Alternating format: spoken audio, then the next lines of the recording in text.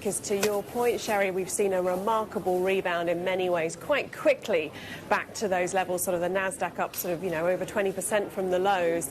Our view would still be that at these levels, this is somewhat the calm before a potential storm. So when I think about the US market, our year-end target for the S&P, for example, doesn't really have a lot of upside left at these current levels. We've sort of got a 5,800 target on that. And that's really because of the implications around the tariff setup, slowing growth in the United States, raising the level of unemployment, and resulting in a view that we have, which is that you're going to see between probably July and January next year around 125 basis points in Fed easing. And I think the risk to that is that those cuts are actually delayed coming through because of obviously all the pauses that we're seeing in some of the tariff implementation.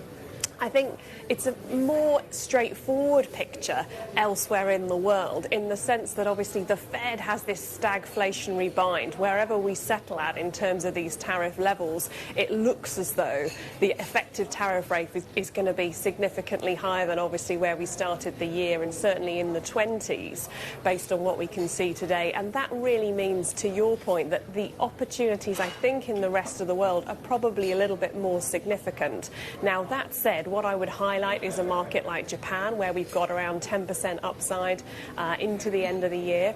We have been suggesting Europe, but of course Europe is now complicated by the latest rounds of tariff negotiations, and there are risks to the earnings outlook as a result for Europe. So we've seen our own analysts downgrade earnings expectations for this year from around 8% earnings growth to more like a 2% earnings growth figure for this year. And of course that means that for Europe there's not really significant upside from these levels unless we get a tariff deal that ultimately means that some of those earnings estimates can go back up. So it's a pretty complicated picture, and hence I think it's a good message to suggest to investors to look at broad diversification, not just across asset classes but within asset classes. And certainly within equity markets we would recommend a fairly broad and balanced portfolio, rather than perhaps a focus on the United States in the exclusion of other markets, which of course had been something we'd been advocating in previous years.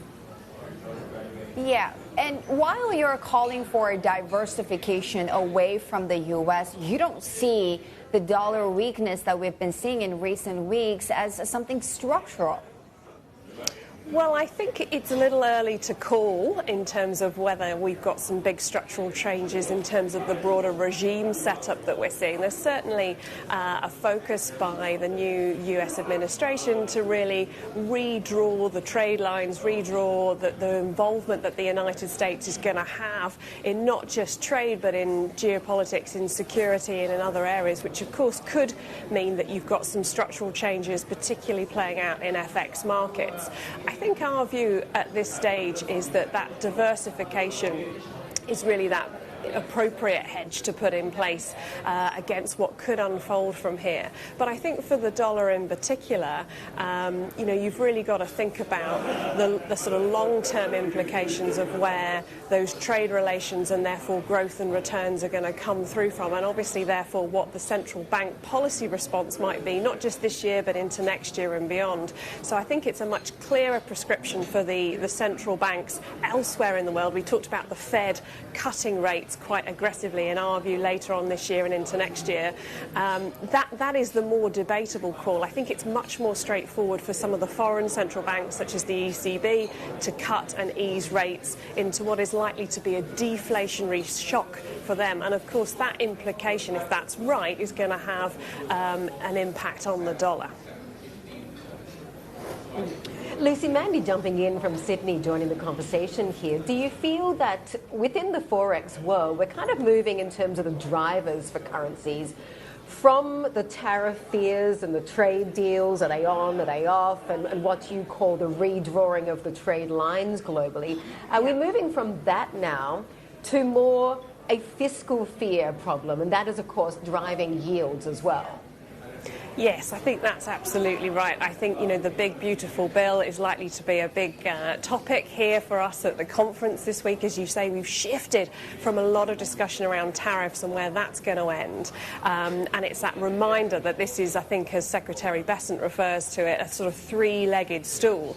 It's both tariffs, it's fiscal, and then ultimately as well it's this regulatory reset.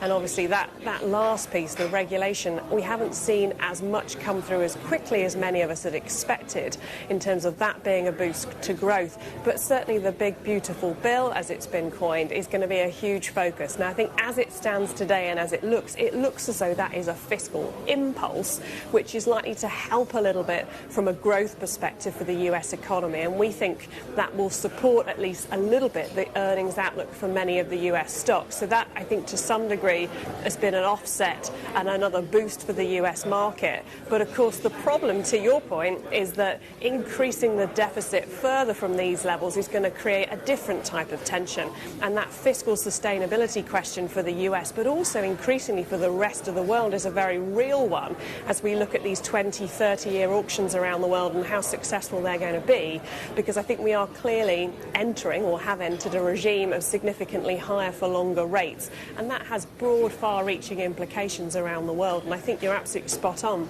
that the fiscal agenda is only going to become more and more intense and under more and more scrutiny as we go forward, not just for the United States, but for many places around the world where they don't have that fiscal space. The interesting example to offset that is potentially Germany, where we've been of the view that that boost to fiscal spending that you could see coming through because they've got that space really could be a really positive catalyst for growth in Europe, and comes obviously hot on the heels of the Draghi report last year. So that's one of those markets where you can watch the potential positive impacts from a boost there that could come through. Okay, so it seems like the fiscal issues have moved to the front burner and maybe tariff fears have moved to the back burner. I'm wondering for markets and investors in general, Lucy, whether or not we've seen peak tariff fear already. And maybe part of that is because, I'm just throwing it out there, possibly the president's credibility has been undermined by the fact that he has a sort of a rinse and repeat process here where, he puts out a threat, then there's a phone call, and then there's either a pause or a reprieve. I mean, how many times can you do that before the markets just pay no attention? Yeah, I think you're right. We've got much clearer ceilings and floors now for where the tariff discussion is going to end. Ultimately, it's still going to end in a place that is significantly more complicated for global growth. As we've talked about, the effective tariff rate is likely to land somewhere in the 20s based on what we see today once you get all the sectoral tariffs coming in, some of which we haven't yet seen come to the fore yet. We've obviously then got to see how these trade deals unravel country by country around the globe, at least with all the big trading blocks. But I think to your point, the debate is now certainly shifting to fiscal. So when we look, for example, at the US market, what we've been saying is that we've tended to still prefer the growth trade as a defensive trade. So, for example, we'd look at the NASDAQ versus the Russell there. And the reason for that is we think that there's still some good growth opportunities in that tech space in the US. So we'd be very reluctant to sort of throw the baby out with the bathwater. Right? The US is still going to have an incredibly dominant position in technology and AI. So we would still encourage investors to look there as an opportunity. And the reason I highlight that in particular is because I think there's a lot of debate around the impacts on higher rates for longer and what that does to the growth trade. But at these levels, we still feel there's a huge opportunity to look within that space for people that don't yet have as much exposure structurally there as they would like to within the US.